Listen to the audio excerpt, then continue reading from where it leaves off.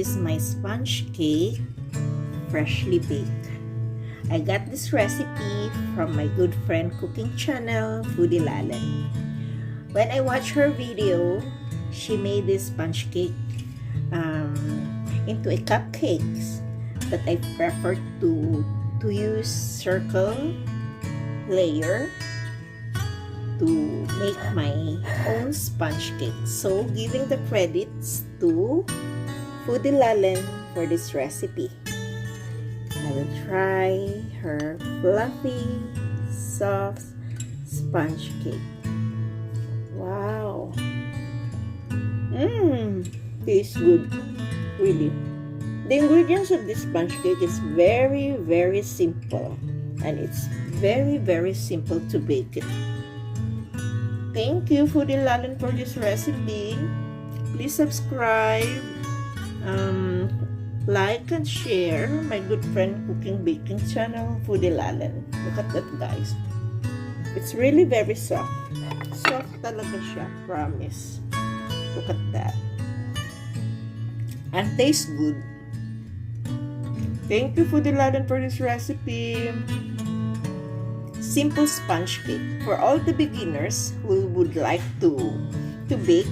This is the first cake you must learn how to bake, the sponge cake, and then next is the chiffon cake, and the rest is history. You'll be a great baker soon.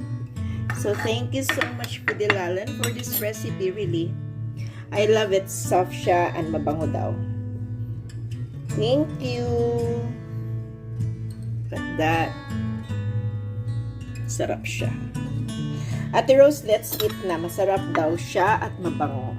Look at that, guys. Thank you, Foodie Lalen, for this recipe again. Masarap siya. Really. Super, super masarap. If you want to know the recipe of this sponge cake and how they bake it, please check on Foodie Lalen Cooking Baking channel. Thank you for watching. Hi guys, I'm with Ate Rose. So, pakinggan natin kung ano ang masasabi ni Ate Rose sa ating sponge cake from Foodie Lalen recipe. Ate Rose, ano masasabi mo? Wow, ang sarap! Soft siya, di ba? Soft! At saka mabango. Simple Ang lang. sarap, simple lang ito pero ang sarap. Masarap, Ate Rose. Of course. Baon ka bukas ulit. Damihan mo sa'yo na yung lahat, isang tray. So, I just thought of baking sponge cake kasi nag-crave ako ng cake recently. At saka, gusto ako yung magbibake. Masarap po, Ate Rose. Oo, masarap talaga. Hindi ako masyadong kumakain ng cake pero ito soft kasi. Thank you, Tapos Ate hindi Rose. masyadong matamis. Really? O, diba, guys? Food critic ko yan, #1 fan and supporter ko si Ate Rose. Thank you, Ate Rose. Thank you for watching, guys.